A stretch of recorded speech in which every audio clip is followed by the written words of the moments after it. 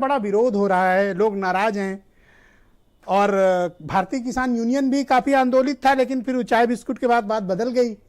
तो हुआ क्या एक्चुअली, और इस बिल को लेकर किसानों में क्या नाराजगी है, सत्ता के गलियारे में क्या चल रहा है?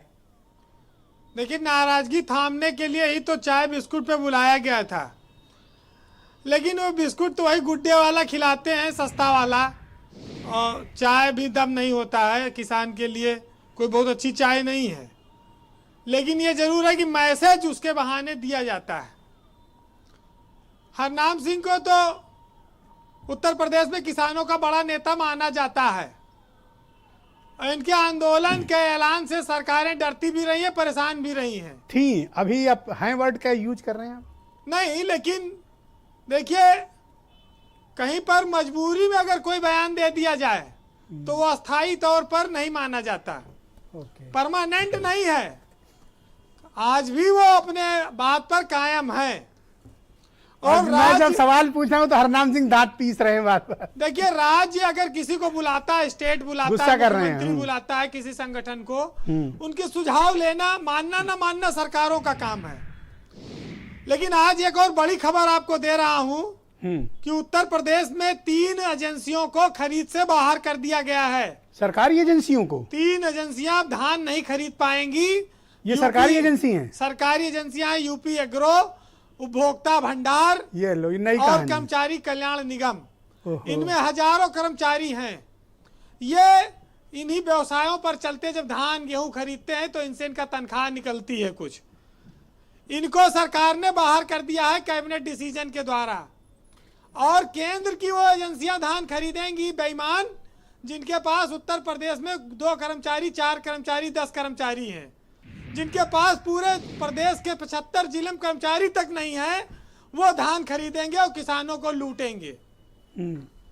तो ये भेदभाव, इस तरह से उत्तर प्रदेश में कारपोरेशन नष्ट होने का एक निर्णय आज सामने आया है।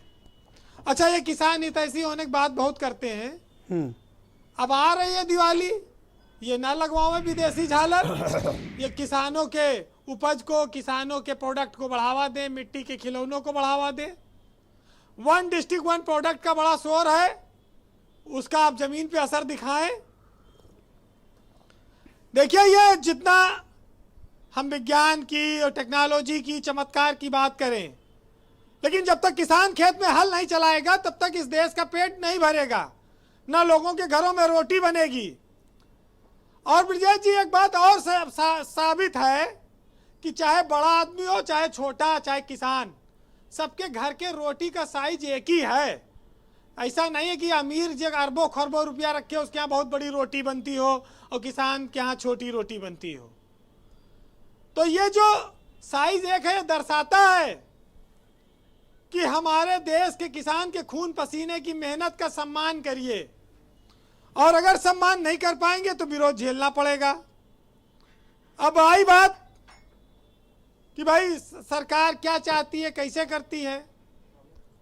एक सज्जन ने लिखा कि युवा 2 करोड़ नौकरी के चक्कर में बर्बाद हो गए, और गरीब 15 लाख खाता में आने के चक्कर में बर्बाद हो गए, और किसान अभी 6,000 रुपया के चक्कर में बर्बाद होंगे, जो हर साल आ रहा है, और इसी पे जाके मुहर मार आएंगे।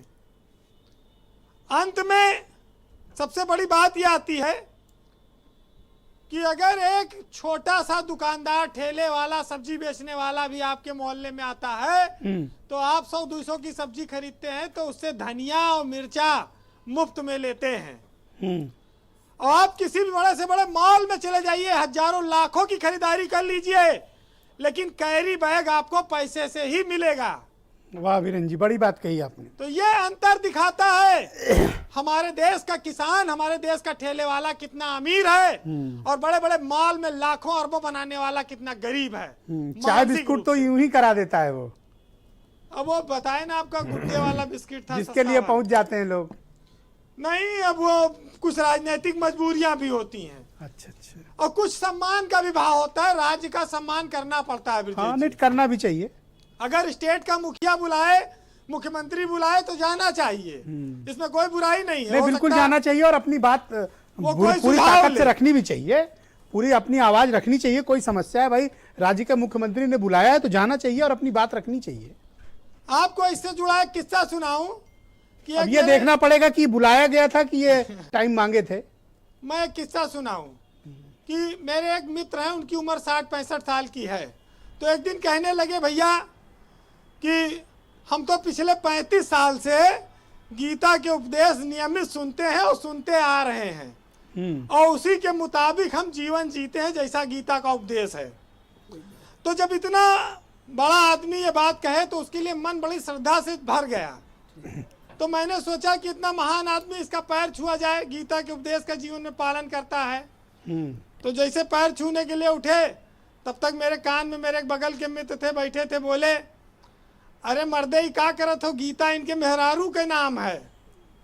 तो ये जो है होता कुछ है, भाव कुछ निकलता है, समझने वाले कई बार समझते कुछ हैं।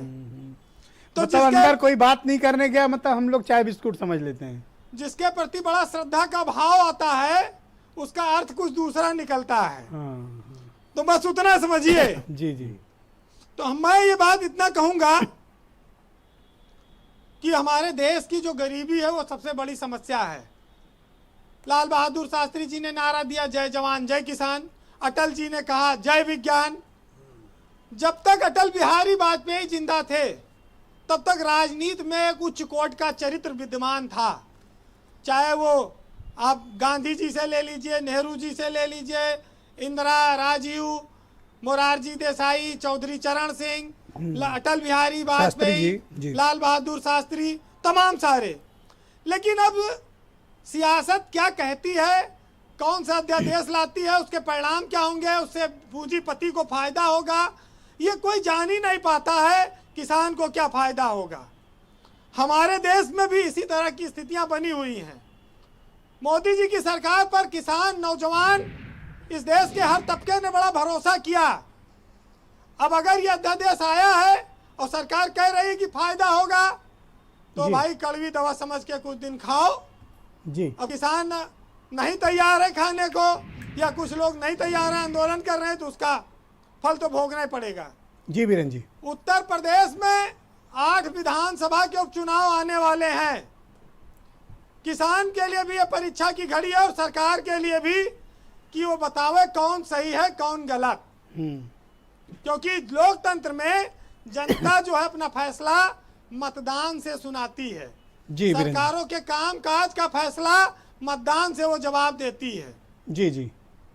चलिए, कौन किसके साथ खड़ा है और किसान की क्या दशा है, इस पर 4 लाइन बोलूंगा कि कहाँ छुपा के रख दूं मैं अपने हिस्से की शराफत, और जिधर देखता हूं उधर बेईमान खड़े हैं, और क्या खूब तरक्की कर रहा है अब देश देखिए कि खेतों में बिल्डर और सड़कों पर आज किसान खड़े हैं।